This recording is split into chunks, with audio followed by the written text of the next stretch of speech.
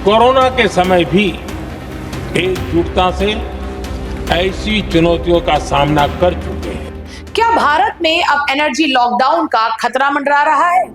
क्या petroleum products अब आम आदमी की पहुंच से दूर होते जा रहे हैं? और क्या संसद में प्रधानमंत्री का एक बड़ा बयान किसी संकट की ओर इशारा कर रहा है?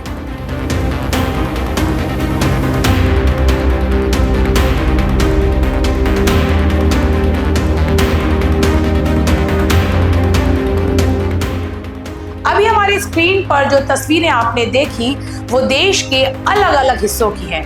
पेट्रोल पंप पर ईंधन लेने के लिए लोगों का हुजूम उमड़ पड़ा है। कहा जा रहा है कि ईरान इजराइल युद्ध के चलते पेट्रोलियम पदार्थों की आपूर्ति प्रभावित है और आने वाले दिनों में स्थितियां और बिगड़ सकती हैं। हालांकि कुछ लोग इससे इनकार भी कर रहे हैं।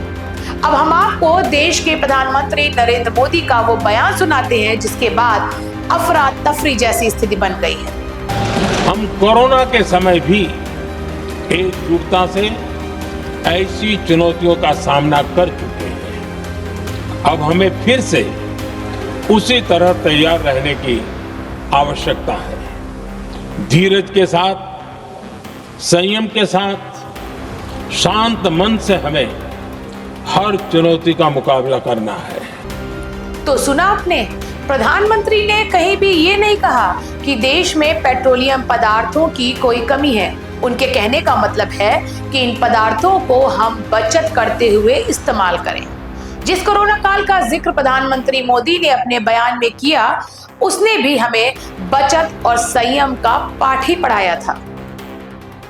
ऐसा नहीं है कि इजराइल ईरान के बीच चल रहा युद्ध का असर भारत में नहीं पड़ रहा है, लेकिन हमारे देश की पेट्रोलियम कंपनियां लगातार देश में मौजूद तेल और गैस के भंडारण की सही स्थिति हमारे सामने लगातार रख रही है। और हाँ, हमें बहुत सावधान और सतर्क भी रहना है। हालात का फायदा उठाने वाले झूठ फैलाने का प्रयास करेंगे।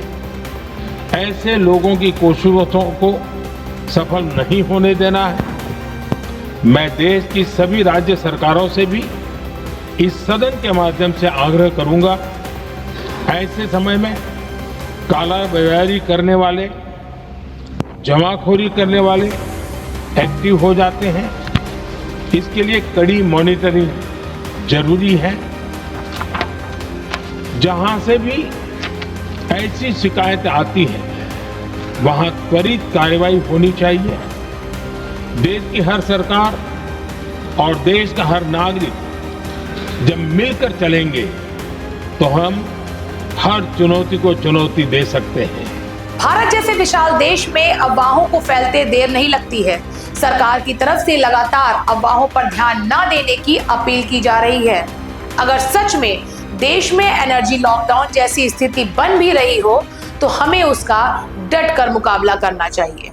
लखनऊ से द हो अल्लाह के लिए श्रुति गुप्ता की ये रिपोर्ट।